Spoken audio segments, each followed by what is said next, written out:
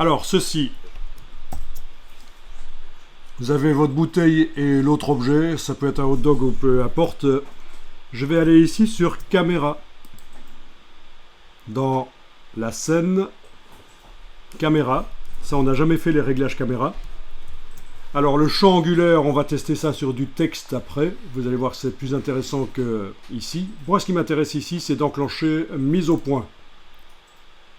Et dans mise au point, vous avez maintenant définir le point de mise au point. Et donc, actuellement, le hot dog est flou, pas la bouteille, mais si je clique sur la bouteille, c'est elle qui va devenir floue. Donc, il faut être dans caméra, définir le point de mise au point, voilà. Niveau de flou, alors, il veut pas.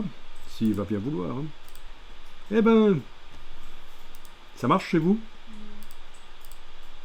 Ah, c'est la netteté en fait, oui, c'est ça. Mais forcément, le point de mise au point, c'est pas le flou, c'est la netteté. C'est là que je me plante.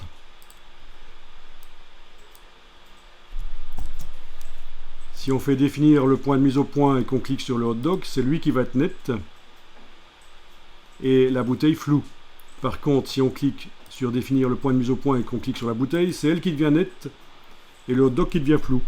Donc ça permet de faire comme ça un flou à l'arrière-plan éventuellement. Voilà.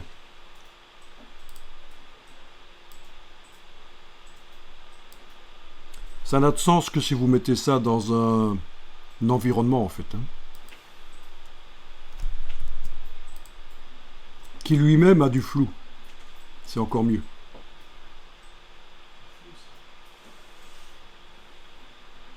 Ah, table ici, ça pourrait être bien.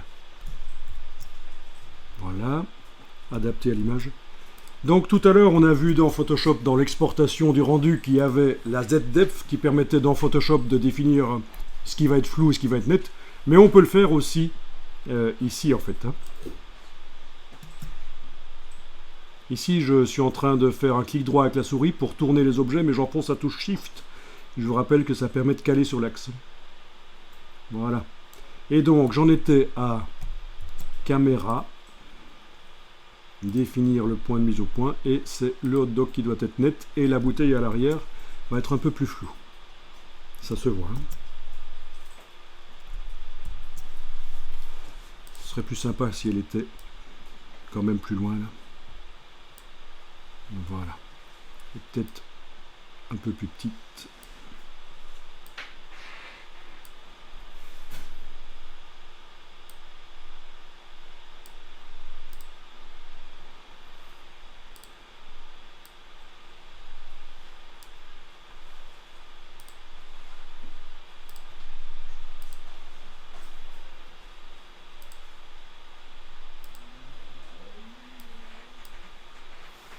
Franchement, je pense qu'il vaut mieux le faire dans Photoshop. On aura plus de contrôle sur le résultat. Et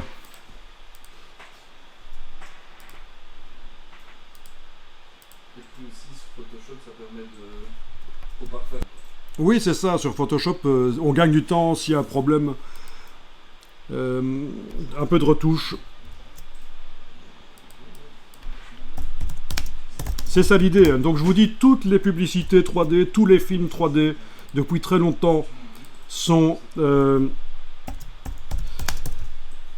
améliorés par la suite dans un logiciel 2D pour des images fixes ou de la vidéo. D'ailleurs, vous savez que, vous savez peut-être pas, que Photoshop au départ, il était livré avec un scanner dans les années 80, quand les scanners coûtaient le prix d'une voiture, et il s'appelait Barney Scan Photoshop au départ.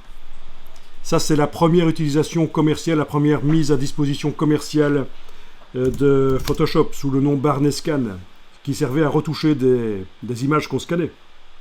Mais avant ça, il a été inventé par les frères Knoll dans les studios de George Lucas pour le cinéma, en fait.